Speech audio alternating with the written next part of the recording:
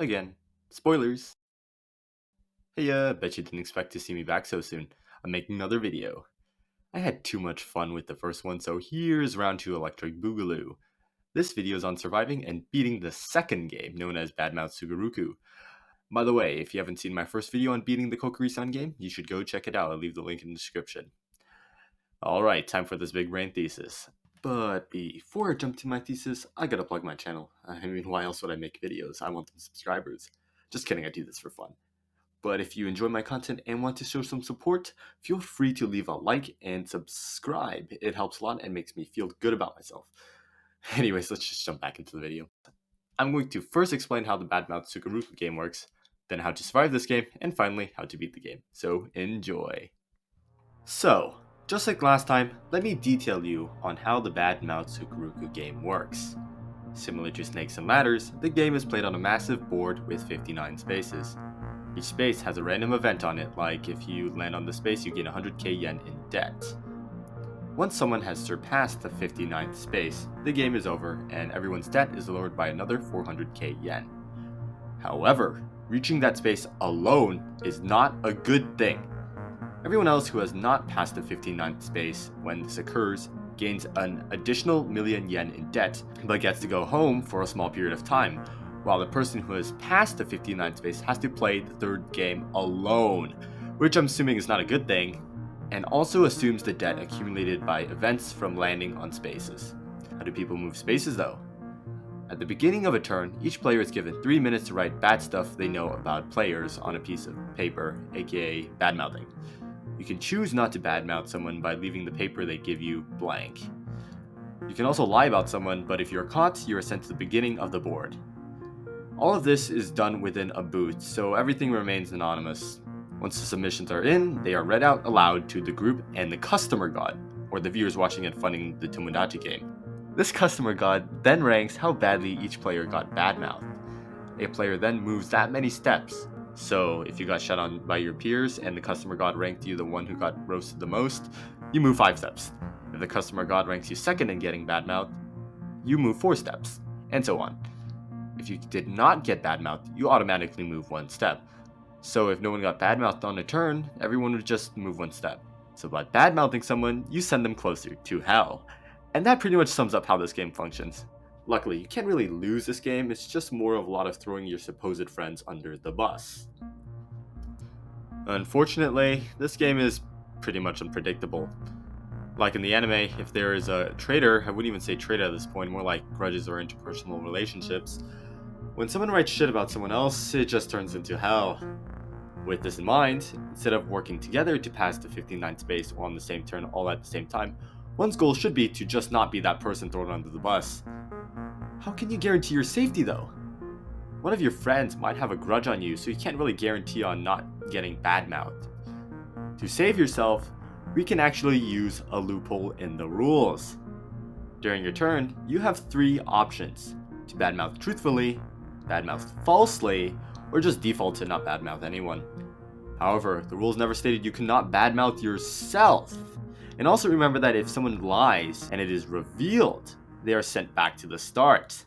So if your peers decide to try to chuck you under the bus, you can just write a lie about yourself and then reveal that lie, sending you back to the start.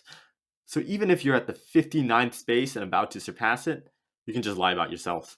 This ensures your safety if anything happens. Now you've got a method to guarantee your survival in the second game. Wait. But what about you saying you can beat the game? Isn't the game unpredictable? Well, you don't really have to predict what people will do to actually beat the game as a good guy.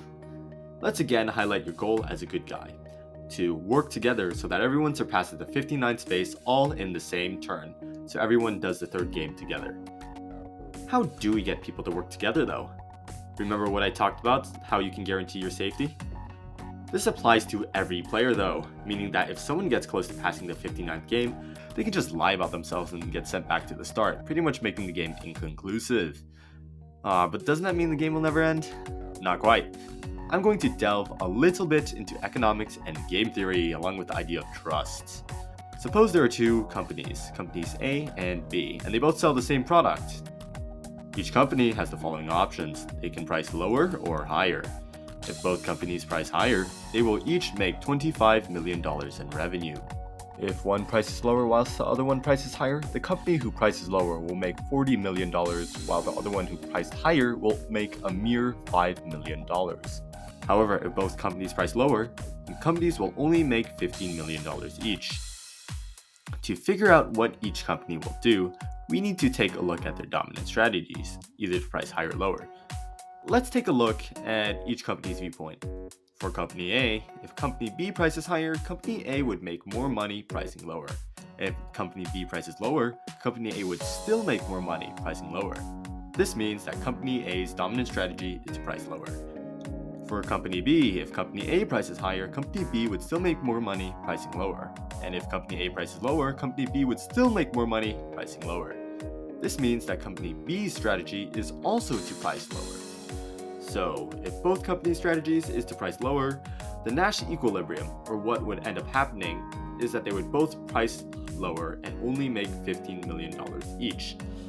If you thought this was similar to the prisoner's dilemma, you're right! The concept is pretty much the same. If you don't know what the prisoner's dilemma is, I'll leave a link in the YouTube description about it. Anyways, what would happen is that Company A and Company B would both price lower. But what if the companies did this every year for an indefinite amount of time? What would happen is that the two companies would realize that they could cooperate by both pricing higher. But how can a company guarantee that their counterpart will not pull a fast one on them? Well, if they do, trust is shattered, and companies A and B will never again cooperate, which would be a massive economic loss. Economic loss is the potential earnable money loss, as they're both operating indefinitely. So knowing that it would not be beneficial for the other company to cheese the deal guarantees that the two companies will cooperate. This can be applied to the Badmouth Sugoroku game because if an attempt is made to sabotage a player, that player can just reset his position on the board, pretty much meaning the game is indefinite. It would not be to the individual's best interest to sabotage, as it would just prolong the game, forcing the group to work together. So how should the group coordinate to beat the game? Everyone could just submit blank cards and it would work until the 55th spot. At the 55th spot, it becomes possible to sabotage another player, as if everyone else left their cards blank except for you who decided to be a dick and badmouth someone, you could get away with sending them past the 59th spot, ending the game.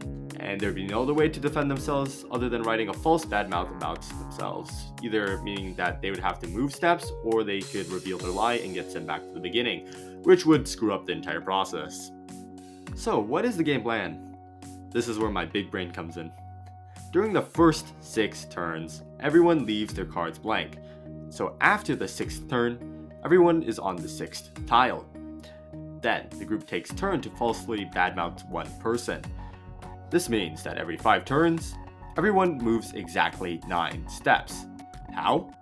Well, you will get badmouthed in a cycle of every 5 turns, so you will move 5 steps once every 5 turns. In the other 4, because you are not badmouthed, you will only move 1 step in those turns, totaling to 9 steps every 5 turns. And if you repeat the cycle 6 times, along with the first 6 steps you've taken, everyone will pass the 59th step together.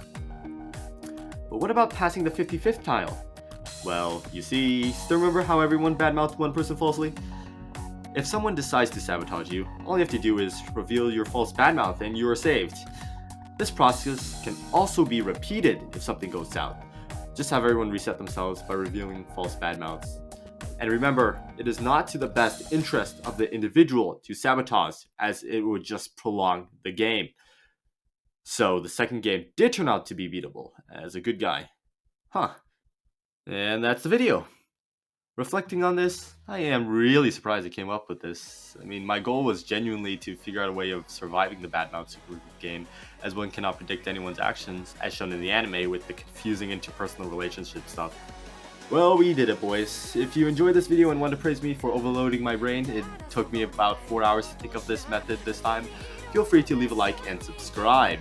And if I did miss anything and this method doesn't actually work, let me know in the comments. I'll be sure to respond. And if you think that my work deserves global recognition, you can share this video. But again, it's up to you. Thank you so much for watching till the end of this video. You're a superstar, and I'll see you next time.